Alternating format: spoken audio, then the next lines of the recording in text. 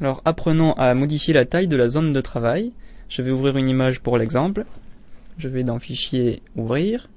Vous pouvez prendre plan de travail.jpg qui est fourni avec cette leçon, ou bien utiliser une image à vous, ça marche aussi. Voilà, je valide en cliquant sur Ouvrir. Je vais retailler la fenêtre pour gagner un maximum d'espace. Voilà. Alors, taille de la zone de travail, vous pouvez y accéder en allant dans Image, taille de la zone de travail. Le raccourci c'est Alt CTRL C ou Alt Pomme C si vous êtes sur Mac. Je clique pour afficher la fenêtre, la voici. Alors il y a deux zones, la zone du haut qui vous affiche la taille actuelle de l'image, c'est-à-dire 1600 par 1200, et vous avez l'espace nouvelle taille, celui où on va faire toutes les modifications pour changer la taille de la zone de travail. Vous avez ici deux champs, largeur et hauteur bien entendu. Vous avez un petit bouton relative, alors je vais vous expliquer un peu plus tard à quoi ça sert. Et vous avez le petit schéma position, là aussi on va voir comment ça marche. Et enfin couleur d'arrière-plan, qui vous permet de spécifier la couleur que vous voulez voir apparaître sur l'espace que vous allez rajouter. Alors je vais décocher relative pour le début de cet exemple. Vous remarquerez que vous pouvez changer l'unité de mesure. Par exemple si je mets millimètre, hop, c'est converti en millimètres, on va mettre centimètres. Voilà, c'est converti en centimètres, ça marche. Je reviens sur pixels. Alors on va faire un petit exemple vite fait.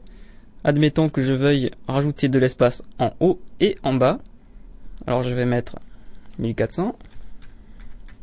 Et je vais laisser la position du schéma par défaut, c'est-à-dire au centre. Et valider sur OK. Alors, j'ai bien 200 pixels de plus qui sont répartis avec 100 pixels en bas et 100 pixels en haut.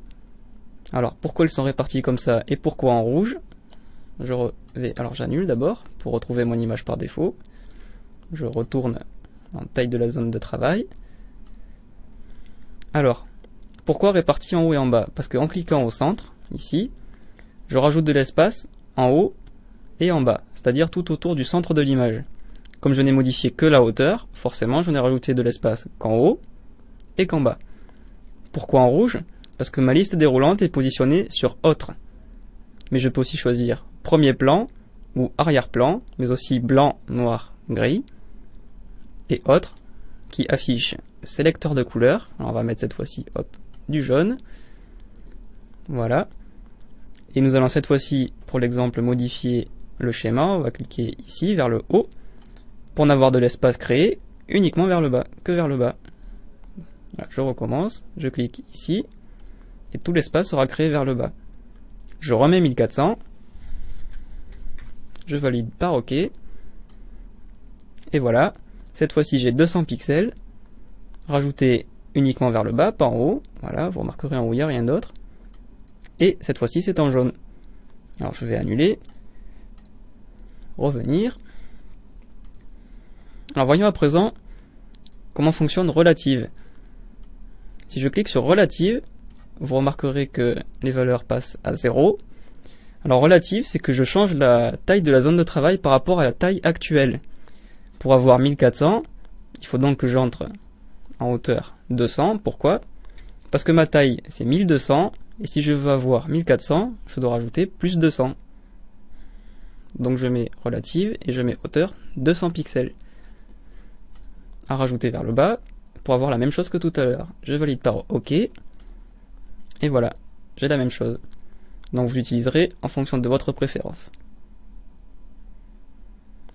Alors je vais annuler. Je vais revenir. Et je vais essayer cette fois-ci, par exemple sur les côtés. Je clique ici vers la gauche pour ajouter de l'espace vers la droite. Je recommence. Je clique sur le bouton de gauche pour ajouter de l'espace vers la droite, et cette fois-ci je vais mettre premier plan. Cette fois-ci je vais bien entendu entrer une valeur dans largeur et non pas hauteur, et non pas en saisissant mais en utilisant le système de glissière intégré au champ.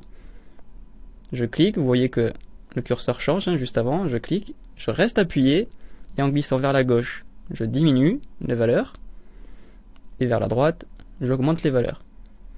Je vais donc augmenter à 1800, ou à côté, c'est pas grave, voilà, 1801.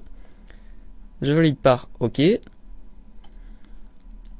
et j'ai donc 201 pixels rajoutés à droite et avec la couleur d'avant-plan, c'est-à-dire le violet. Je vais annuler et je vais vous donner une petite astuce. Je vais utiliser l'outil recadrage qui est ici. Voilà, ici. L'outil recadrage, il fonctionne comme la sélection. Je glisse. Il me permet de recadrer une image, mais il me permet aussi d'augmenter la zone de travail. C'est pas très intuitif, c'est vrai. Il me suffit de sélectionner la totalité de l'image. Alors je vais recommencer. Voilà. Vous remarquerez le magnétisme. Hop, voilà, il se cale automatiquement sur les bords. Et pour augmenter la zone de travail, je tire encore sur les côtés. Je peux aussi tirer vers le haut, vers le bas. Et valider avec le petit V qui est ici. Et voilà, j'ai rajouté de l'espace un peu partout. Et cette fois-ci avec la couleur d'arrière-plan. Alors avec recadrage, je ne peux pas choisir la couleur d'arrière-plan. Je peux la choisir que avant. Et c'est forcément la couleur d'arrière-plan et pas d'avant-plan. Donc on va mettre cette fois-ci, mettons, orange. Je vais recommencer. On va utiliser juste la droite pour avoir du orange. Je valide. Et voilà. Vous avez donc deux méthodes pour retailler la zone de travail. Image, taille de la zone de travail. Voilà, c'est cette fenêtre qu'on a déjà vue. Ou bien l'outil recadrage qui permet de recadrer en plus petit. Ou bien, si je dépasse les limites de l'image, de rajouter de l'espace. Vous savez à présent tout retailler.